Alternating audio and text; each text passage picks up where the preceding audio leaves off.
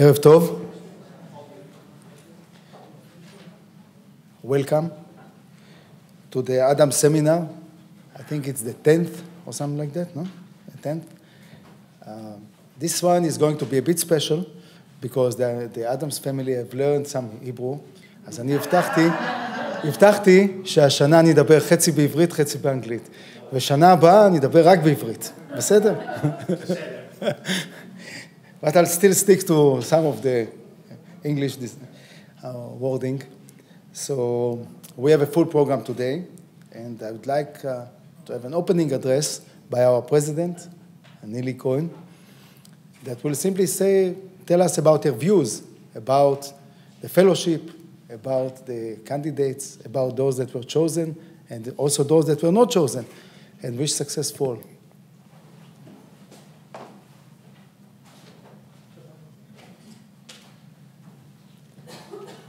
Thank you. Dear family Adams, Sylvan and Margaret, my dear friends, past presidents, Menahem Yaari and Ruth Aronon, my dear friend Moti Segev, the academic director of Adams Fellowship, dear recipients of Adams doctoral fellowships, dear Adams alumni, dear friends and colleagues. I'm delighted to see you all here at the Israeli Academy of Sciences and Humanities on this glorious occasion of the Adams Seminar. I am grateful to the Adams family for the generous gift which supports this excellent group of doctoral students in science. I came to know Annie and Marcel Adams many years ago, while I served as rector of Tel Aviv University. It was very easy to communicate with Marcel. He speaks fluent Hebrew. It turned out that he fought here in the War of Independence. The belief in human mind has led Marcel and his family to generously support various projects at Tel Aviv University, including the Brain Center and Information Systems Center at the Faculty of Management. And you are still there at Tel Aviv University. When I became member at the Academy, I was delighted to see that the support of Adams family has been expanded and applied to the overall academic activity in Israel. Indeed, his devotion and the devotion of the whole family to academic excellence have been absolute. Marcel and his family are endowed with vision and the ability to translate vision into action. They believe in the young talents of Israeli science. Adams Fellowships are the most prestigious scholarships for doctoral students in the sciences. The Adams Committee, headed by Professor Moti Segev, I see here Professor Hermona Sorek, yes, thank you, is a guarantee that the best candidates are awarded these scholarships. Indeed, the success of Adams graduates serves as a proof. Many of them pursue academic careers here and abroad. Some of them work in the high-tech industry, some as medical doctors. The program is not only marked by its excellence, but by the fact that it has made its fellows a community of scholars united by conferences, symposia, trips, friendship. And this is the time to deeply thank to the excellent leadership of Moti Segev, to past directors and members of Adams committees, and to Batsheva Shaw. Where is Batsheva? Batsheva Shaw, the administrative director, for her devotion and the excellent way in which she manages the program. And finally, on this occasion, we celebrate Marcel's 97th birthday. So with much love and gratitude, we wish you, dear Marcel, you'll convey the wishes, many happy returns. Thank you, dear family Adams. Much success to the new Adams doctoral students. Many thanks to you all.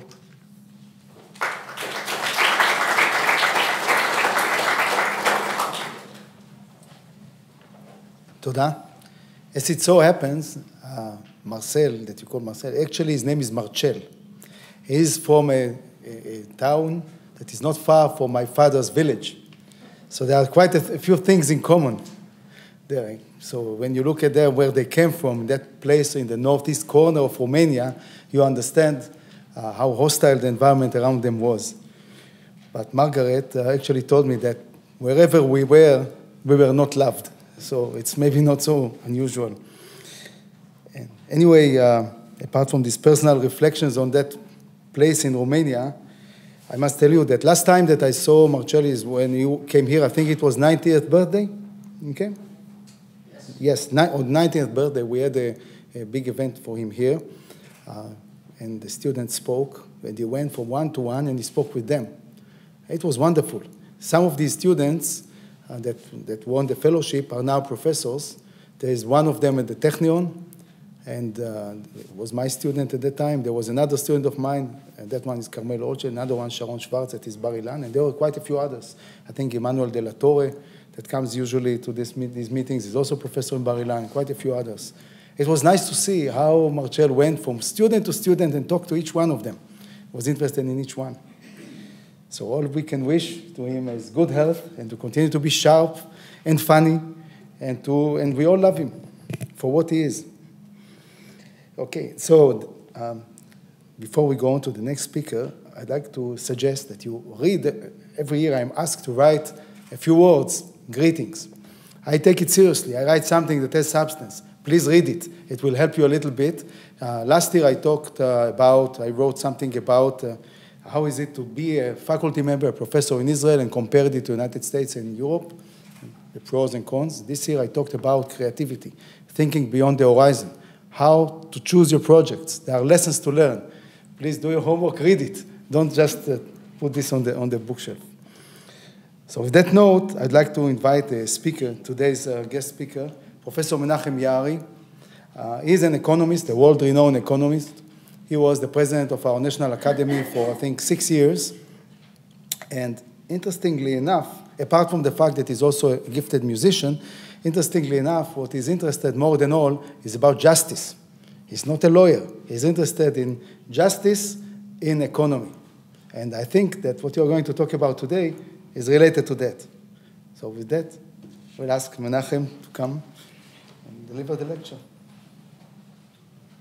So, good afternoon. I'd like to add my very, very best wishes to Marcel, who isn't here with us, but I'm sure what's being said here will be conveyed to him on his 97th birthday. When we started out, he was in his 80s, and it's very fortunate that we are able to continue under his guide and gaze to his 97th year, and we hope that there are many years to come that we can expect to work with him. So I'm just personally delighted to congratulate him from here, from afar. And I'd like to also congratulate the new recipients of the Adams Fellowships. As you know, you're the best of the best, and it's really a great pleasure and an honor to have you here with us, and to have you here essentially for 4 years, each one of you, while you pursue your studies, and we pursue you, and we very much hope that the opportunity that the Adams Fellowship provides will carry you very, very far. So best wishes and congratulations. Now I'm here to talk about my field of research. And as you know, the Adams Fellowships are all in the natural sciences. And so today, I'm sorry you're going to be exposed to a lecture outside the natural sciences. I'm an economist. And naturally, my address here, my talk, will be in my field of economics. It will also be marginally in the field of philosophy, which you might say is a natural science. I don't know. And we'll see how that all turns out. And I also want to point out that if there are things in the midst of my remarks that are unclear or require some clarification, please don't hesitate and stop me, and I'll do my best to set things straight as far as I can. So today I'm going to talk about what economists talk about, which is the market. And the market is a big star internationally. People talk about the market in superlatives of various kinds. The market is supposed to have brought down communism, right? At least there are people who claim as much. The market is supposed to have delivered delivered the globalization. The market is, we all remember, or some of us must remember the term, the invisible hand, which is a term introduced in the 18th century by a philosopher economist called Adam Smith. And there the idea was the market somehow will without anybody doing anything on purpose, the market, just by being there and operating, will deliver efficiency, will deliver a good state of existence for the participants in that market. So the market is a word that's being sung by people all around. Economists, but mostly politicians, like to talk about the market. And I'd like to talk about the market a little bit more specifically, in the sense that it's a very specific question that I'd like to address. Now, if the market was able to deliver things like the fall of communism or the advent of international cooperation in trade and all that, the question that I'd like to ask is, can the market, or will the market, also deliver justice? And that's a question that was asked, as I say, among philosophers in the 18th century. And there are various ways of looking at that question or approaching it. And I'd like to approach it in one specific way. And you will notice that the answer that I will be able to provide, that it will be that the market doesn't quite deliver justice, that there is a failure of the market in delivering justice. And when I say justice, I actually mean distributive justice. Does the market distribute the goods in society in a just way? That's really the question of justice and the market. And my conclusion, as you will see, is that the answer is not quite. It doesn't quite deliver justice. And And the question is the fact that the market doesn't quite deliver justice, is that a failure of the market? Which is, the notion of market failure is very widely discussed among economists, or is it a failure of our judgment as to what justice means? The fact that the two don't always go together, is it the fault of the market, or is it the fault of our judgment of what justice amounts to? So that's roughly my introduction. And I'd like to start with, so that's why it says here market failure versus judgment failure. That's the sense in which I mean these four words. And I'd like, with your permission, to start early. And by early, I mean 13th century. Turn your sights back to the golden age of Spain, when our ancestors, Jewish scholars, were active in exploring ideas and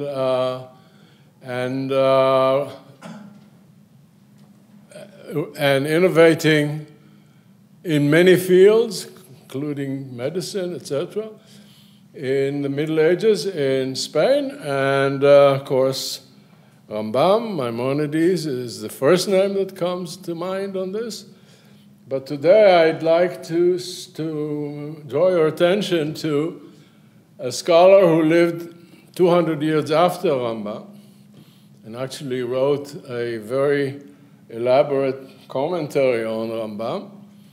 And his name was Rabbi Shem Tov Ibn Falkera. And he lived in the 13th century. And he wrote 26 books, no less. And I'd like to to show you a small excerpt from one of his books. And I'll try to do that here. There you are.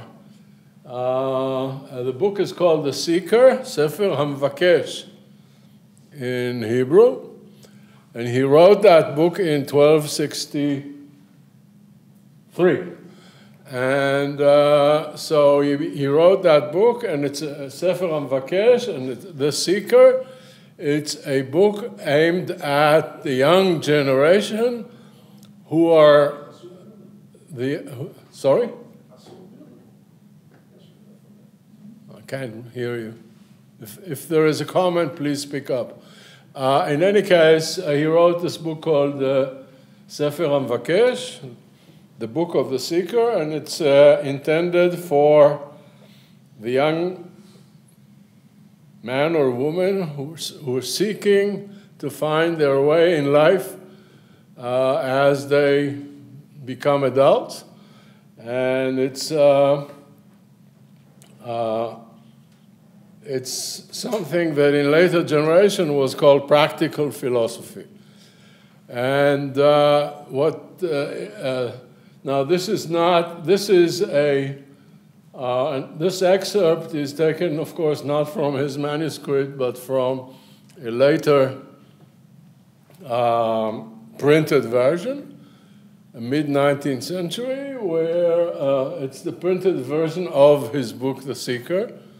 And as you can see, the calligraphy is Rashi. And I'm sure all of you, or most of you, can decipher exactly what this thing says. But for those who have difficulty, I'll tell you what this thing says. It's a story. And it's a story, he calls it mashal, but it's actually a story about two individuals. Two individuals were walking along the road, in fact, along the river bank, and they walk, and at some point, they decide to sit down and have lunch. That's a simple situation. And the first one comes into this with 3 loaves of bread, and the second one comes into this with 2 loaves of bread. So with all this 5 loaves of bread, they sit down to have lunch.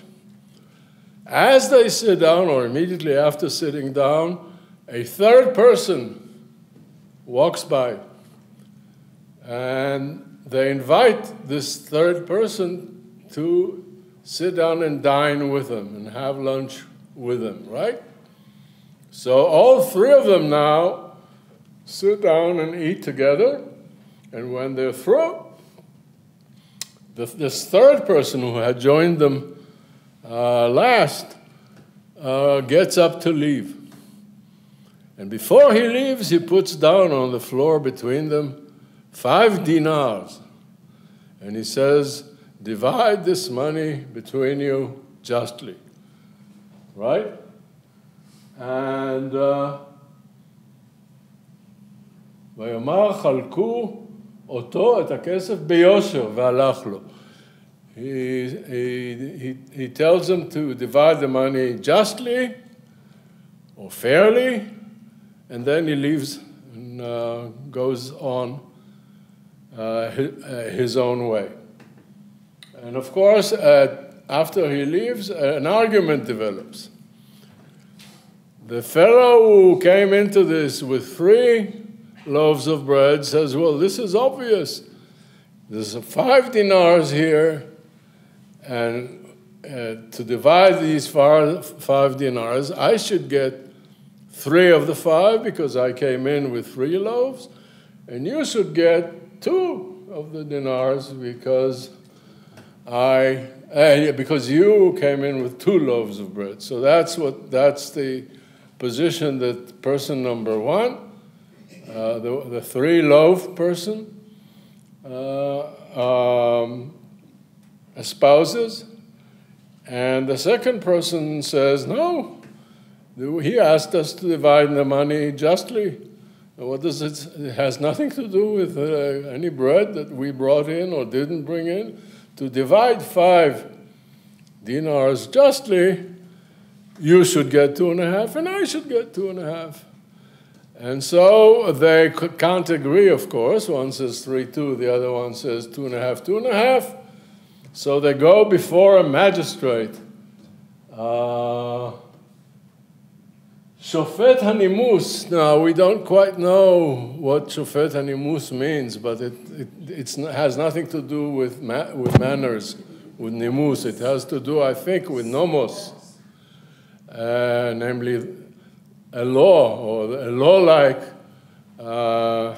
law-like pronouncement. In any case, they go before this person of authority, and they tell the person what the disagreement is all about, and they ask, what should we do? And the magistrate, the person who's supposed to make the decision, says, well, this is obvious. You, the guy who had 3 loaves of bread, you should get 4 dinars, and you, the guy who had just 2 loaves of bread, you should get 1 dinar. And if you don't agree with me, go to another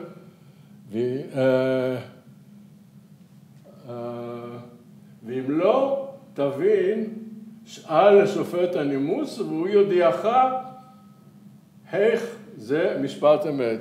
Go to another magistrate if you wish, and that magistrate will tell you why this is the just division. End of story. So I have told this story a couple of times with an audience like this one. And what I always do when I tell this story, I take a little survey and ask the audience, the people in the audience, what they think. So I'm going to do this right now as well. And I want to, those of you who think that the right division of the 5 dinars is 3-2, please raise your hands. So I don't want, it's about 15. shall we say? Those of you who think that 2.5 is the right division, please raise your hands. So there are only 2. And those of you who think that 4:1 is the right division of the 5 dinars, please raise your hands. I know you, and I know why you're saying this. But okay, so we have 1, and that's fine. Why not 1 to 4?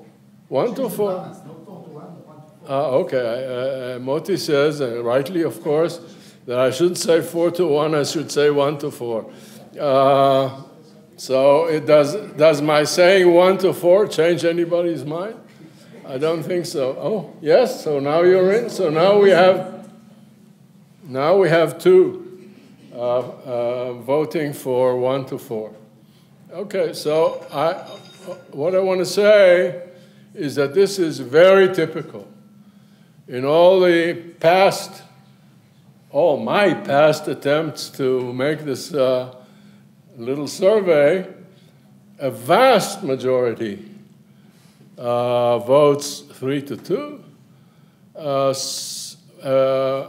Minority, but still a significant minority, votes 2.5, and a tiny, tiny minority votes 4-1. So the question is, what's this all about?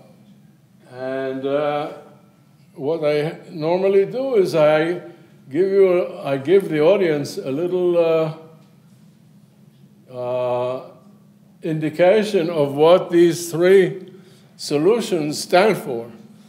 And because these are well-known concepts in philosophy and in practical philosophy in particular.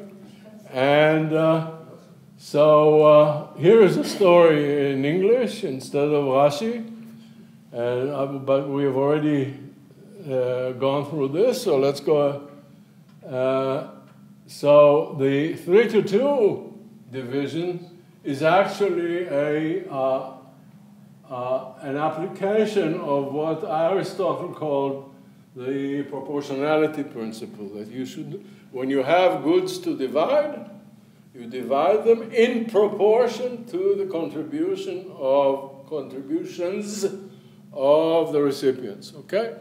And since the contribution here was 3 loaves of bread and 2 loaves of bread, the Aristotelian solution here would be 3 and 2. The 2.5, that's actually an implementation of the contractual rights principle, which is really the principle in our early thinking of Chazal, and namely that unless one side has a legal claim to something that leads to an unequal distribution, you should divide equally. In other words, the equal division stands unless there is a legal case for diverging from the Shnaim Chazim Batalit and all that are all examples of that. I won't go into that, but that's roughly the position of Chazal on this question.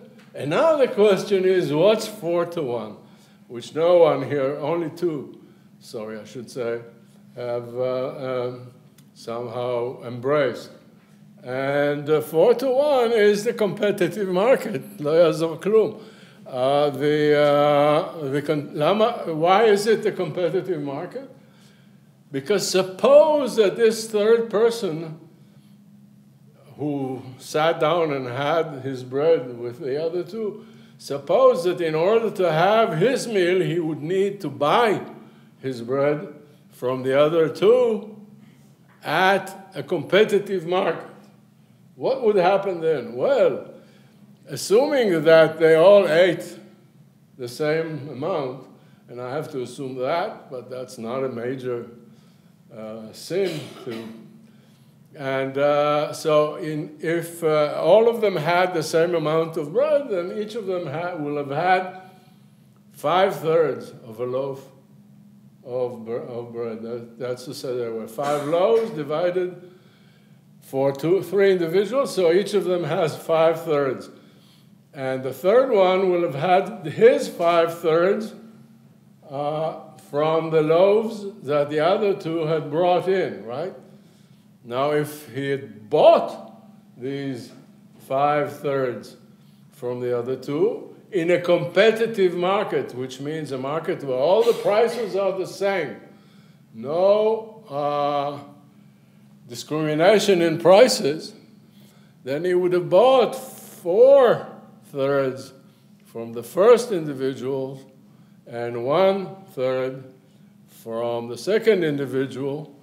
That is to say, he would have paid 4 times as much to individual number 1, the one who came in with 3 loaves, and he would have paid that individual 4 times as much as he would have paid the second individual. So 4 to 1 is the competitive market solution. So already here you saw that the vast majority in this audience judges that the just division to be one thing, namely the top one, whereas the competitive market thinks very differently and points at the third one over here. So we see that, so to speak, there is a market failure. The market fails to deliver the division that people, and I assure you, you're not the only ones, it's very, very common and broadly held that 3 to 2 should be the just division. So the market fails to deliver that. And the question is that really a failure of the market, or is that the failure of our thinking about justice? Okay, so that's what I take out of Ibn Falkera's story of 1263. And now, what I want to do is to take this kind of exercise. Yes, go ahead. May I ask a question? Of course. This makes a constant separation between, so it increases the differences between people who initially had more resources than others. I mean, if you, in a sense, this would enable the first person who had 3 loaves and the other who had 2 loaves to come back next time with even more loaves over the other person. No, or am I getting this completely wrong? I don't think we can say anything about the next time. So I don't know. I mean, the situation right here, as it stands, is that the first one has more resources. You're right in that. Than the second one, and this first one is being compensated accordingly. But even the Aristotelian solution acknowledges that. It tells you that give the first person more than you give the second, but not as much as the market would do. But he had 150 times the other person's resources, and now he has 400 times his money at the end. Right. Well, you consume. Right. Yeah, that's exactly what we are after. Namely, the market converts. The market converts a 3 to 2 advantage into a 4 to 1 advantage. That's it. But that's what the market does. I mean, you can't argue with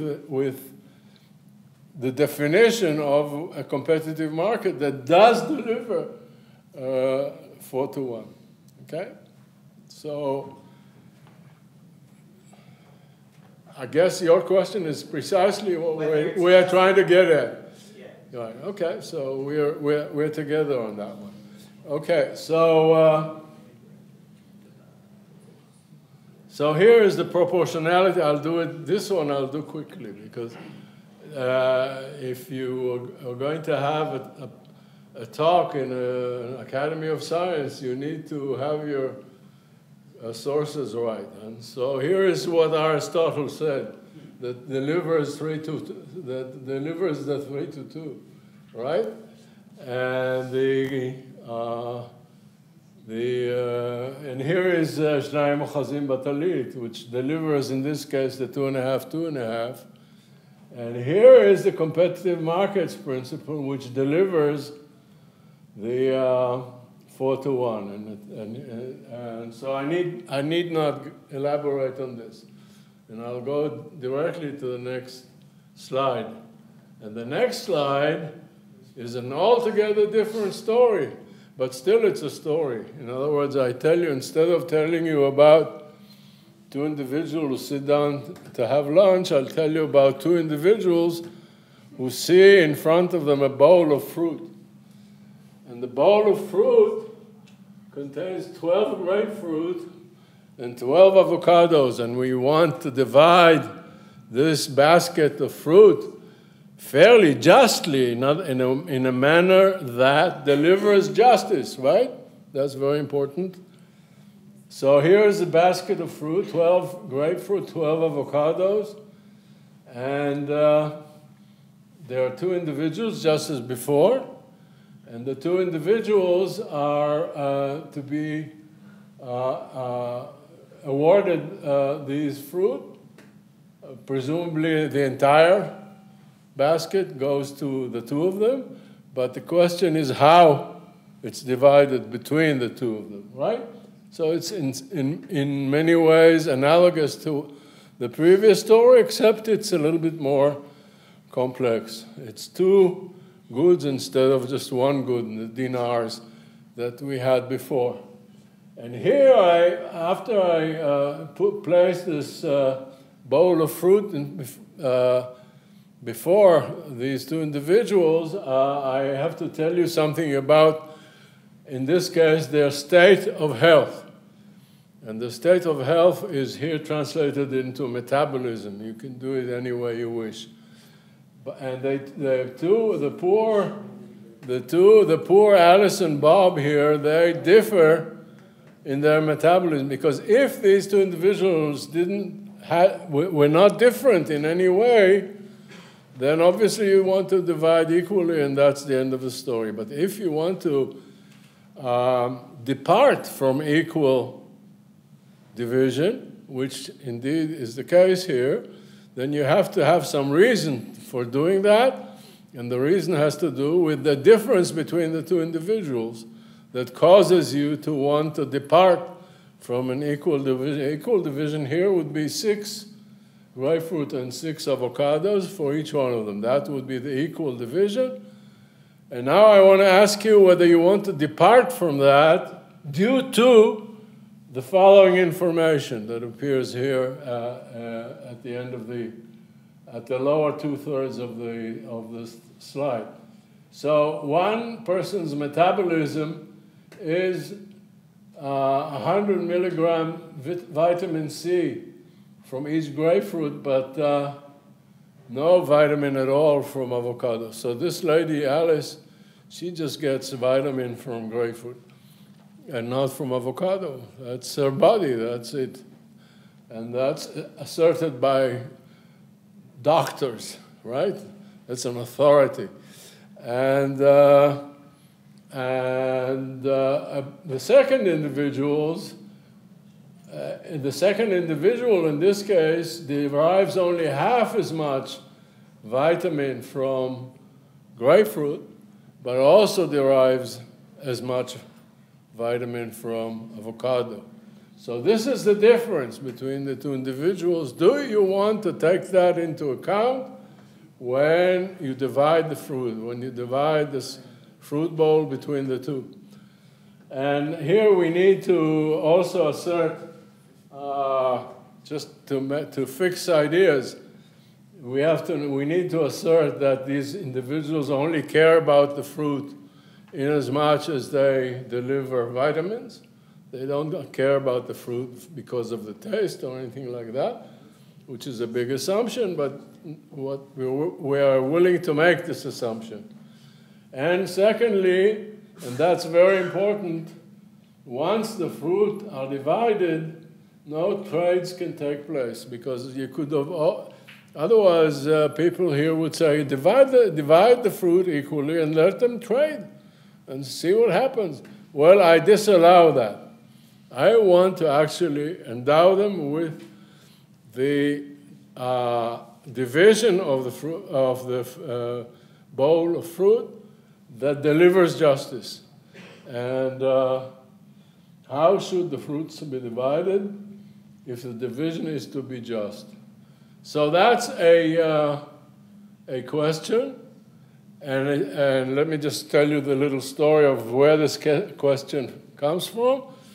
It comes from a paper that my colleague, psychologist colleague, Maya Bar-Hillel, and I did together on these questions of justice, judgments of justice, many years ago, actually.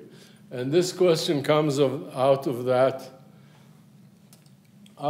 study, and that study was an empirical study. In other words, this question was given to many subjects who were asked to answer, and we collected the answers and did the statistics necessary to glean the principles that were behind the various divisions. And let me just bring you in on a secret. We had thousands of subjects. And the question is, how come did we get hold of thousands of subjects? And the answer is that in those days, one was allowed, or at least we were allowed, to approach all the people taking the entrance exams into the university system. There is the, as you know, there is the psychometry, and everybody that took the psychometry, what happened was, here was the test paper, the real psychometry test, and then there was a blank. There was a blank page in another color. I think it was green, I forget. And on that green page, it wasn't quite completely blank. And on the green page, it was says, the next question has nothing to do with the test or with the entrance test. And it has to do with a piece of research that we are doing, and you're entirely welcome to simply disregard this page, and it will not affect your score on the final, on being admitted into the university. Okay, so what happened? Nobody believed us. And that's, by the way, the reason that today it's forbidden to do. I mean, this was something that today is considered very sinful.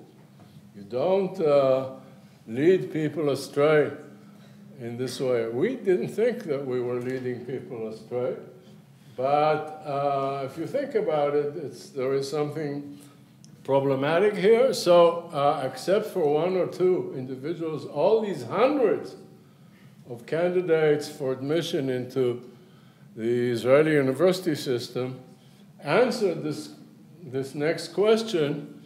And in particular, they had to say which of the divisions, which I will in a moment display over here, they consider to be just. Okay? So we did a little bit of something.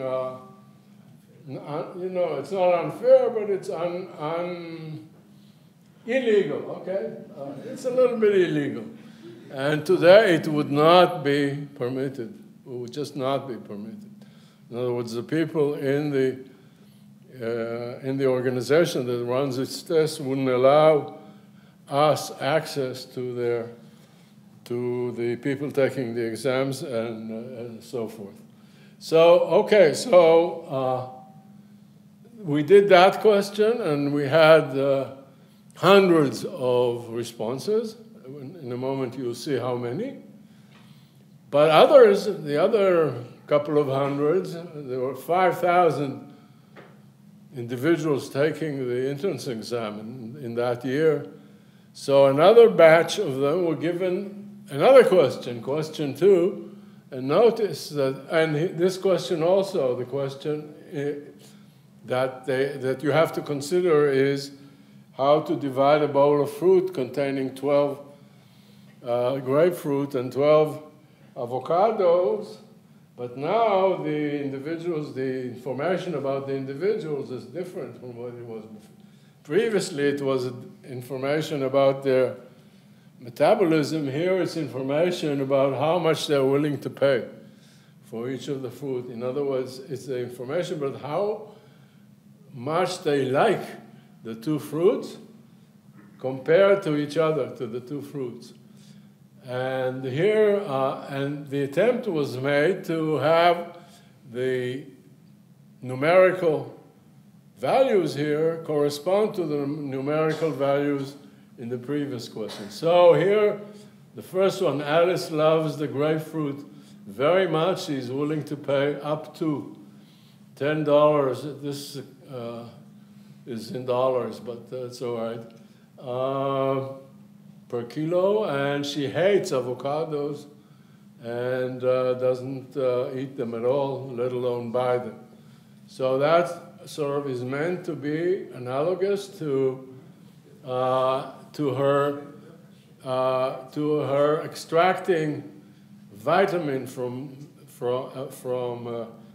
grapefruit, but not from avocado, and the rate there is 100 milligram, and here it's $10. That's meant to give it a kind of numerical, to put it on a numerical scale, all right? Now the other fellow, Bob, he is okay. He likes grapefruit and avocado equally well, and is willing to pay up to $5 per kilogram, okay? So that's meant to be analogous to the metabolism that was half of Alice's in the first fruit, but also the same in the second fruit. Now here we need this extra piece of information that Alice and Bob are in the same income tax bracket, because we want to avoid a situation where it would be judged that Alice should get more than Bob, say, in some fruit because she's poorer, something like that. So we put them in the same income tax bracket to make them more or less, to put them on an even keel financially, so to speak. And again, no trades after the division had already occurred. And again, the question is, how should the fruits be divided if the division is to be just? Now, I'll show you in a moment what the results were in this very large sample that we had. But notice, and this is very important right now, that the market, the competitive market, cannot distinguish between this version and the previous one, because the competitive market works through the demands that these two individuals will exert, and the demands are the same in the two questions. They follow from different considerations, but the actual demand functions, or the demand, what they would demand in a market for these fruits, that's the same in the two questions. So the market, we already know, will treat these two questions equally, or like they were the same question. And in a moment, you'll see what happens among the individuals asked. How long do I have? Who's the chair? You're the chair. Huh? Tell me how many minutes I should... I was doing No, things it's by the 6:20. talk. You have another 25 minutes. 25 Ooh, wow, that's wonderful. Okay, so here's question number 2, which I want you to note is, in the sense of the economist, identical to question number 1, while in the sense of, let's say, the philosopher, say, there are 2 different, distinct questions, okay? So now let's go to question number 3. Here is question number 3. Again, 12 avocados and 12 grapefruit. Again, 2 individuals. Again, it's 100 and 0 for the first and 50-50 for the second, except that now it's not, it isn't metabolism anymore, it's the beliefs of the 2 individuals. These 2 individuals regard these fruits differently.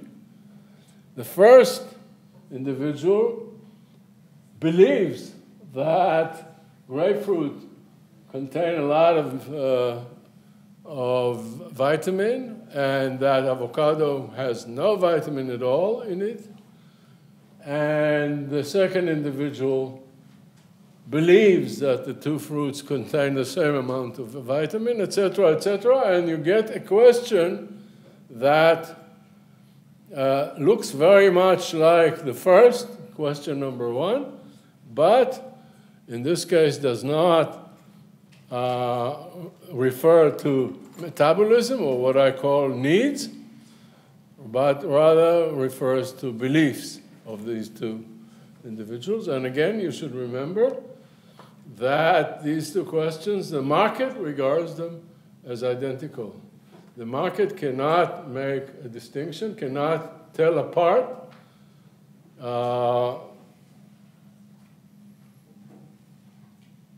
preferences that emanate from needs or from metabolism from preferences that emanate from beliefs. The market regards these 2 things equally. So now let's see what. So here are the. We didn't ask them. We didn't ask them just to choose a division. We didn't ask them to just choose any division of the fruit, because that would have been a big balagan. So we just gave them 5 sort of conspicuous ways of dividing the fruit to choose from. And we asked them, look at these 5, A, B, C, D, and E, and tell us which, in your opinion, is the most just. Okay? And the first one is simply to divide equally. 6, 6. In other words, each one gets 6 of each fruit, and that's that. The second one, and by the way, all the other 4 give Alice 0 avocados, and the reason for that is clear, because in the first question, she doesn't get any advantage out of avocados. In the second, she just hates avocados. In the third, she believes they are worthless, and so B, C, D, and E give her 0 avocados. Why should you give avocados to somebody who's got nothing, who can get nothing out of it? Okay, and so B is the division that corresponds to A, except that avocados, all the avocados go to the second individual who can make some gain from those. And C is, again, but here it's 8-4 in the grapefruit and 12 in the avocados. D is 9-3, and E is 12-0. To give all the grapefruit to Alice and give all the avocados to Bob. Now, can anyone guess which one of these, the competitive market, would, yes, guess? Maybe C, because they both get the larger amount, both of them get equally, I mean, that's the largest. Yeah, that's... Both of them get. Yeah, that's very nice. It's correct, but it's not a competitive one. The competitive one. Any other suggestions? Yes, go ahead, Yaari. E, right. So the last one is what the competitive market will deliver. Okay? And in other words, the competitive market will, and by the way, it's also the one that utilitarianism would deliver. If you want to, let's say, maximize the overall amount of vitamin produced by your division, you should go to E, because then the vitamins, the sum of the vitamins extracted by the two individuals will be maximal. So he's right. E is the competitive one. It turns out that C is the Aristotelian one, and the others are various other things, which I will go into if I have time. So now let's see what happened. Oh, by the way, so the way to look at this is to draw what we call a box. It looks like more like a square, but we call it a box. And Alice sits here in the southwest, and Bob sits up there in the northeast. And you measure Alice's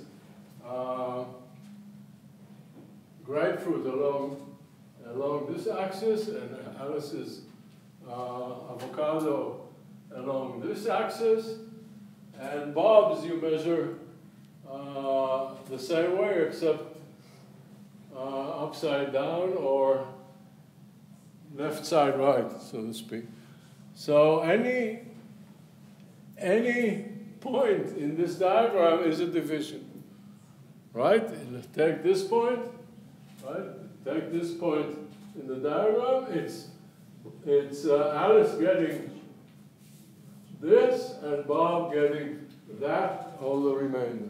So each point here is a division of the basket of fruit. And in fact, A, the 6666, is right at the center of the box. And B and C and D and E are all down on the lower axis, being all divisions where Alice gets no avocado, only grapefruit. Okay? So these are the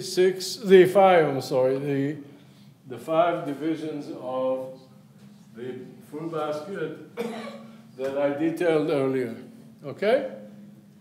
And now you ask the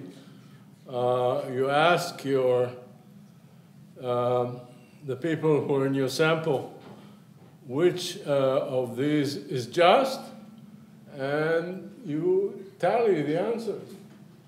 Let's see what happens. Oh, by the way, this, as you notice, all the five answers are in this triangle. And this side, this triangle on the side. And the question is, does this triangle, as it stands here, have any significance in and of itself? And it turns out that it does. And it's what we economists call the envy-free zone.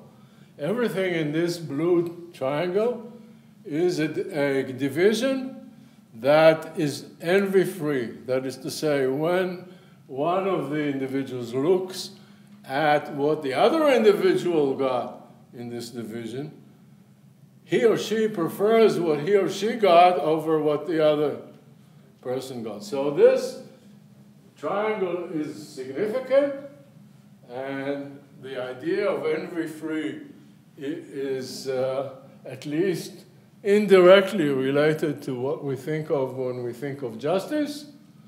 Justice being freedom from envy. That's sort of something that comes to mind right away. But all the five are within that region. So envy-free or freedom from envy actually maps out the region in which all five divisions in which all 5 divisions are situated. Okay, and now let's see.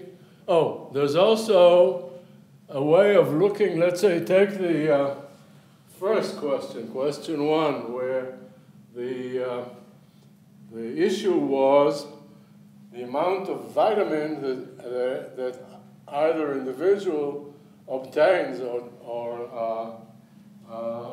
the body of this individual extracts from the various fruit. And you could draw, instead of drawing the box of divisions, you can draw the diagram of vitamin that the 2 individuals obtain.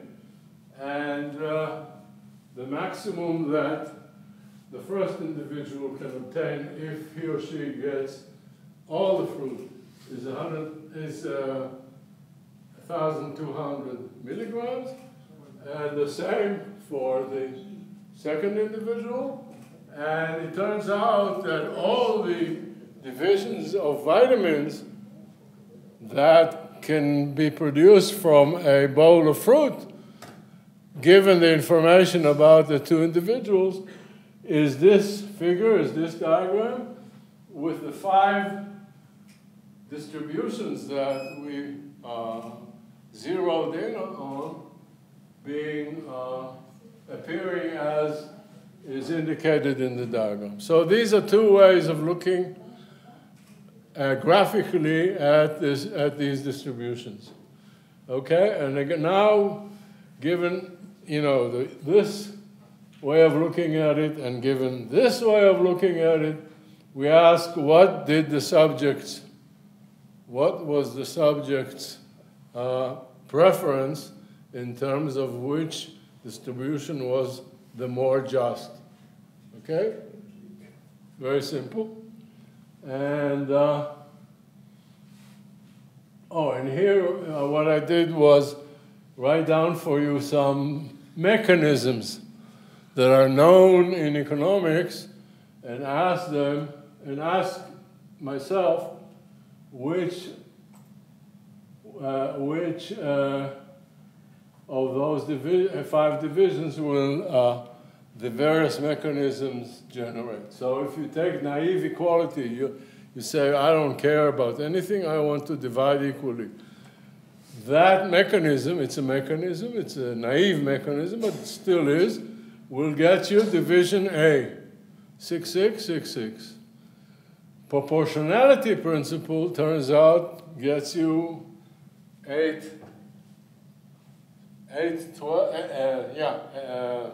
4, 12, 8, 0.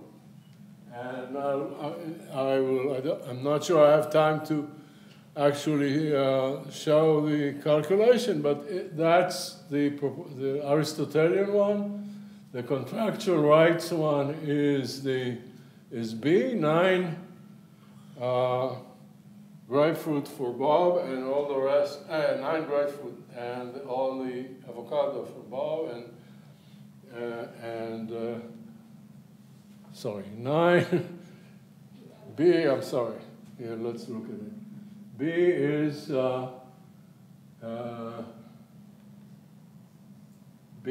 all the B is 6 grapefruit and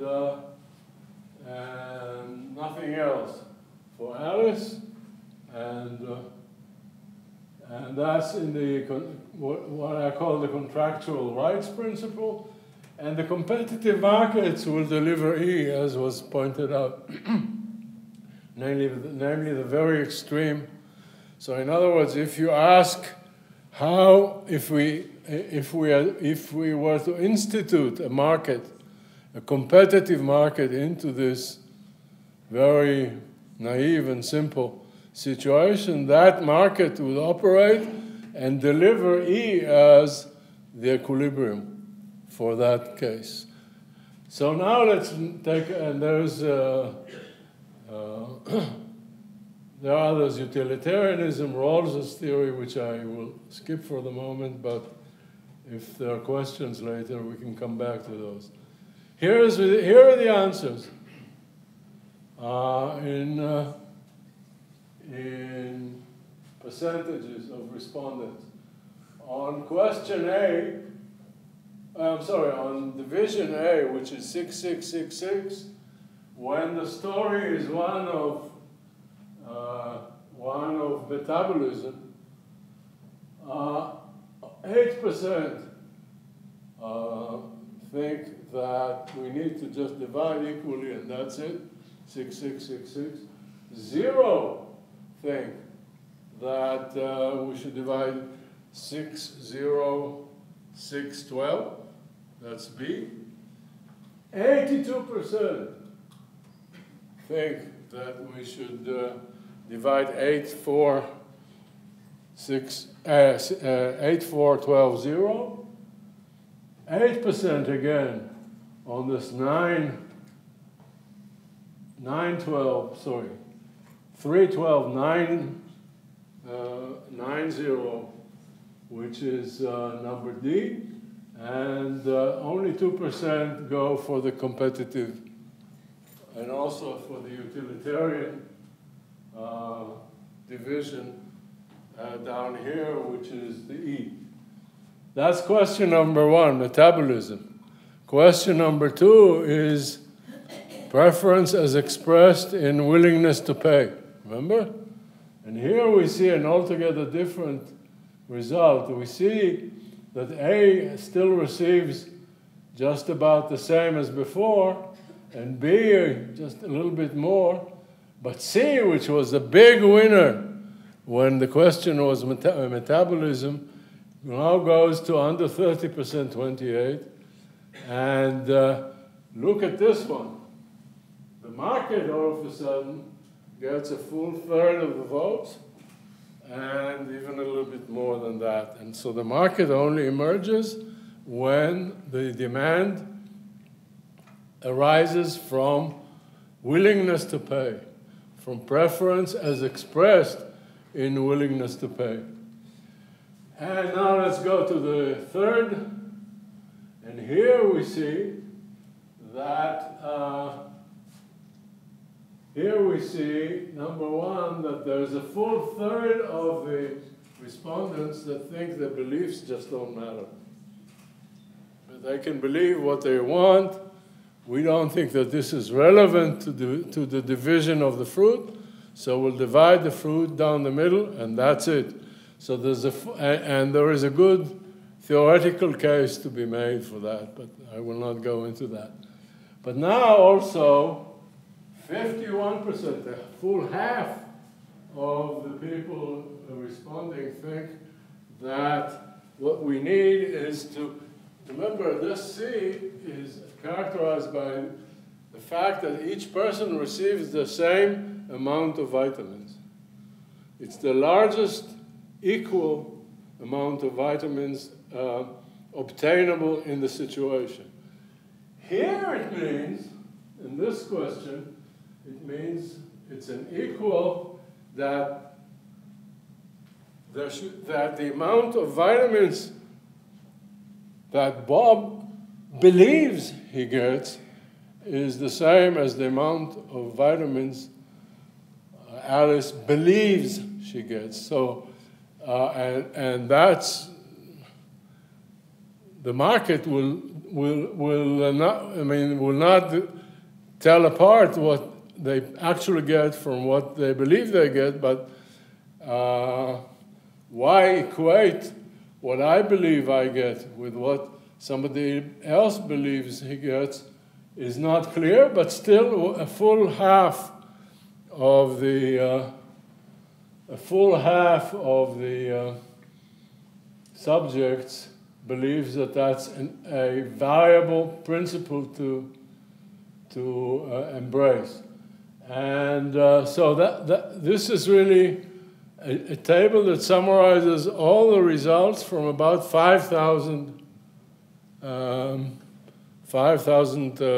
subjects, all takers of the university entrance exam in the year, what was it, 1982, very long time ago. But when crimes of the type I described was still possible. Anyway, so that's all beside the point.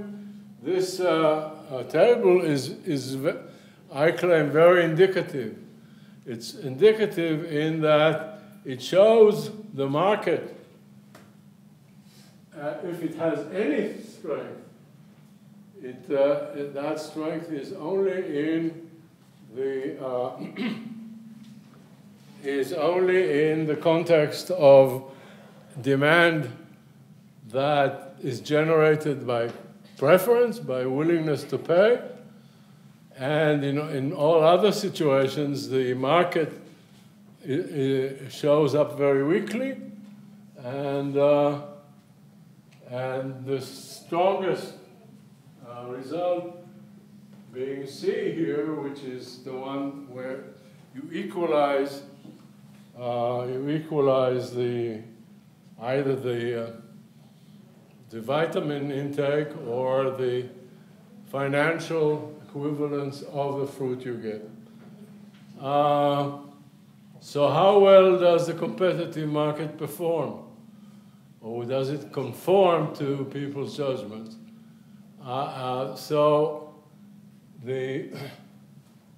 That's what I just said. It conforms relatively well when people differ in their tastes. It performs quite poorly in cases where people differ in their needs. And the question, so what does that mean? It means that the market does not, in these cases, deliver. In these cases, the market does not deliver justice. And the question is that a market failure? Or is that a judgment failure? And there is infinite discussion these days about market failures. There's also very much, although not as much, discussion in what we call behavioral economics of judgment failure. But which one it is in this case is up to you to decide. Thank you very much.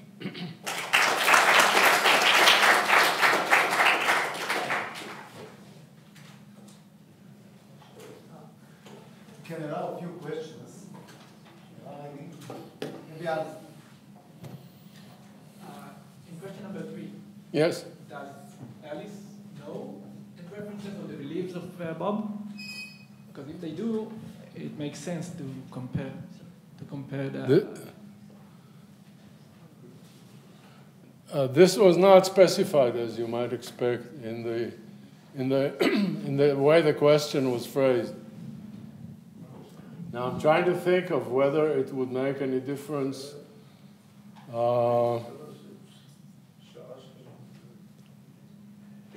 There is an argument for why belief shouldn't matter at all. But, well, anyway, the short answer is no. We did not have one person being aware of the other person's beliefs. And so in the real market, it would make a big difference because in a real market, you don't know anything about. I mean, all you see is the prices. In the real market, the whole point of competitive markets is that there is a price being announced. All the people see is that price. Seeing the price, they determine their demand. The market looks at whether supply is equal to demand. If it is, these are the prices, and everything takes place according to these prices. If it isn't, then you try a new set of prices until you get equality. That's what the competitive market is all about. Menahem, I also have a question. Yes, Was sure. there any correlation between the excellent those that received high grades in the entrance exams? Right. Answer, I don't know. It was never. Why? Because my bet is like this: to make this kind of considerations, they need to be above threshold. So Otherwise, they will just, think about someone that doesn't really know how to calculate, doesn't go into this. So Right. No, they. she would either vote for A, equal division, or Right. just gamble. So Equal distribution. So we were aware of this consideration, and therefore the way the question was phrased for these individuals was, which one of these divisions do you think is the most just? Namely, A, which produces so much vitamin and so much. So all the calculations were made for them and inserted into the questionnaire. There was nothing left for them to calculate on their own, exactly because of the consideration that you raised. We didn't want people who are sort of a little bit, I don't know, dumb, right?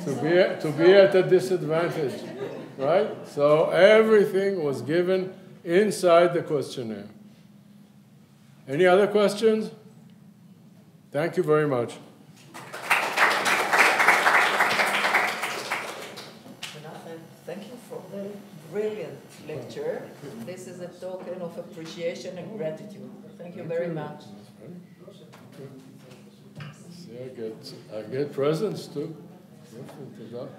You were in the position of giving presents in the past.